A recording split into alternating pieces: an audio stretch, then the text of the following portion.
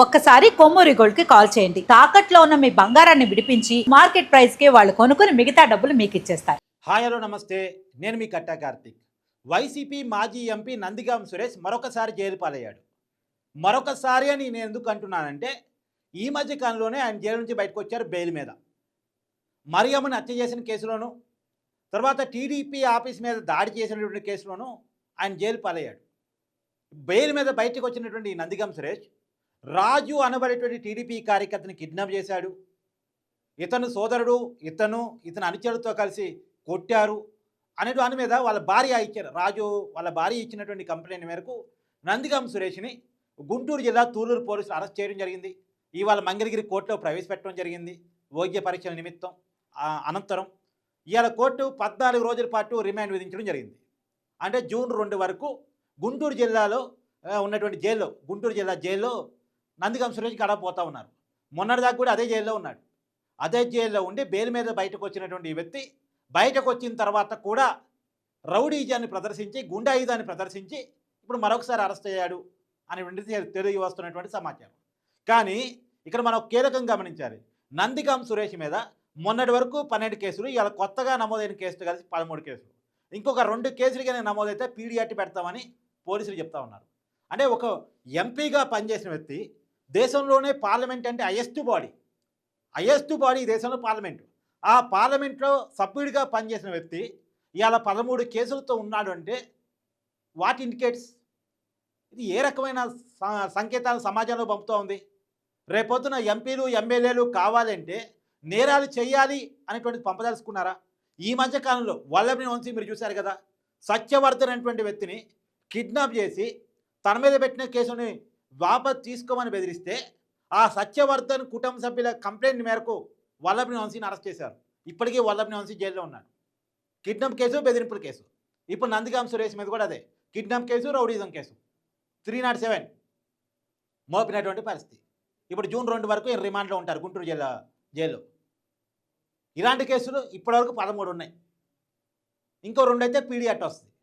ఇప్పుడు ఇదే జిల్లాకు సంబంధించిన Borugadda Anil Kumar, YCP social media activist, అతని మీద కూడా బెదిరింపుల కేసులు, రౌడీజం కేసులు, ఇలాంటి కేసులు, తర్వాత బూతులకు సంబంధించిన కేసులు, ఇలాంటివి అనేకం ఉన్నాయి.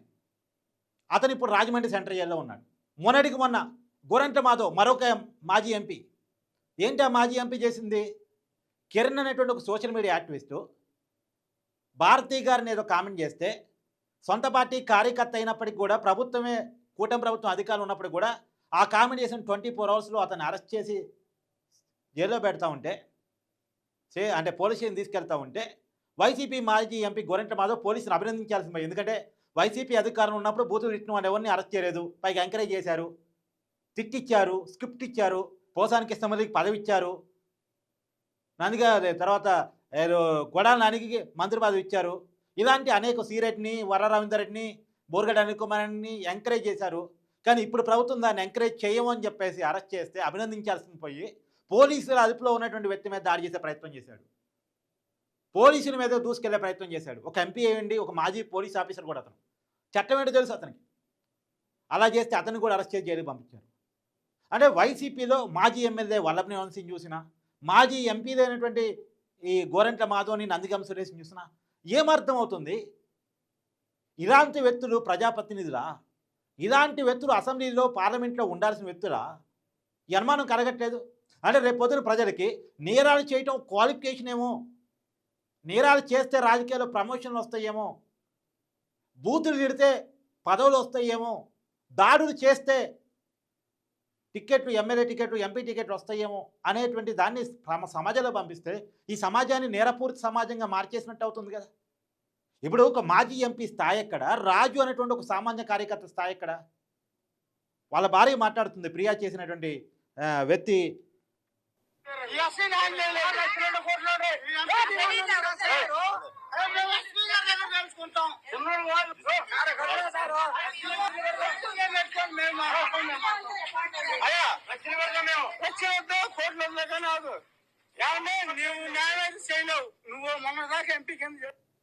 అక్కడ లోకల్ ప్రజలు అడుగుతున్నారు, నువ్వు ఎంపీ కింద చేసావు, మా మీదకి వచ్చి దాడి చేయటం ఏంటి? మాకు న్యాయం నువ్వు చేయటం ఏంటి? నువ్వు మాకు చేయలేవు, మేము ఎస్పీ గారి దగ్గర చేర్చుకుంటామని చెప్పేసి ప్రజలు నిలదీస్తున్నారు అతన్ని చేసిన దగ్గర. రాజు అనేటువంటి వ్యక్తిని కిడ్నాప్ చేసి చితగ్గొట్టారంట. ఏంటి ఈ దాష్టికం ఏంటి? ఈ రౌడీజం ఏంటి? అధికారంలో ఉన్నప్పుడు చేశారు, అధికారం పోయిన తర్వాత కూడా చేస్తారా? ఇవాళ అధికారం లేదు, ఎంపీ పదవి లేదు, వాళ్ళ పార్టీ అధికారం లేదు రాష్ట్రంలో, కానీ అదే రౌడీజం, అదే గుండాయిజం, అదే బెదిరింపులు అంటే ప్రజలు భయపడాలా? భయపడుతూ కూర్చోవాలా? చట్టం చూస్తూ ఊరుకోవాలా? రేపొద్దున ఇలా కిడ్నాప్ చేసి కొట్టాన్ని కూడా వైసీపీ సమర్థిస్తేమో, వి సపోర్ట్ నందిగం సురేష్ అంటదేమో, we stand for Nandigam Suresh అంటదేమో. ఇది అంటమే మొదటికి మోసం తీసుకొస్తుంది. అదే బూతులు తిట్టే పోసానికి ఇష్టమని అరెస్ట్ చేస్తే వి స్టాండ్ పర్ పోసాన్ అంటారు, we stand for Borugadda Anil Kumar అంటారు, we stand for Nandigam Suresh అంటారు, we stand for Gorantla Madhav అంటారు. ఇలాంటి అరెస్ట్ చేస్తూ ఉంటే అవును చేయాల్సిందే, శిక్షించాల్సిందే.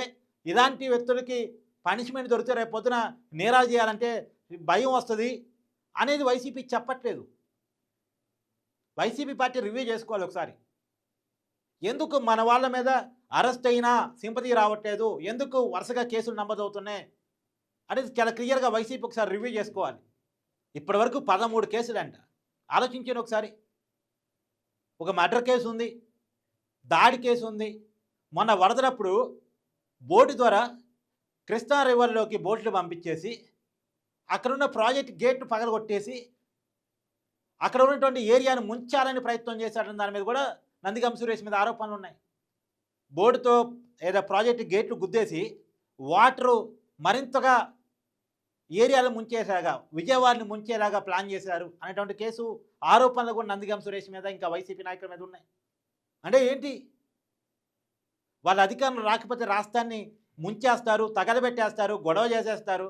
మొన్నటికి మనం చూసాం, నరేంద్ర మోడీ గారు అమరావతి పునర్నిర్మాణ పనులకి వచ్చి శంకుస్థాపన చేసిపోతే అదే రోజు 2 అగ్ని ప్రమాదాలు కాదు సృష్టించినవి, తగలబెట్టినవి పైప్ లైన్లు తగలబెట్టి 2 చోట్ల. అది కనుక ముందే జరుగుంటే, ఆ ప్రమాదం ముందే జరుగుంటే ప్రధానమంత్రి గారి పర్యటన క్యాన్సిల్ అయిపోయేది. ప్రధానమంత్రి గారు హెలికాప్టర్ దిగిన ఏరియాకి కూతవేడి దూరంలో అగ్ని ప్రమాదం. పదే ప్రమాదాన్ని సృష్టించే కుట్ర జరుగుతూ ఉంది. సో దీని పట్ల రాష్ట్ర ప్రజలు అప్రమత్తంగా ఉండాలి. ఖచ్చితంగా దీని పట్ల వైసీపీ రివ్యూ చేసుకోవాలి. ఇలాంటి రాజకీయాలు కరెక్ట్ కాదు, ఎప్పటికీ కరెక్ట్ కాదు. ప్రజాస్వామ్య పద్ధతిలో రాజకీయాలు ఉండాలి.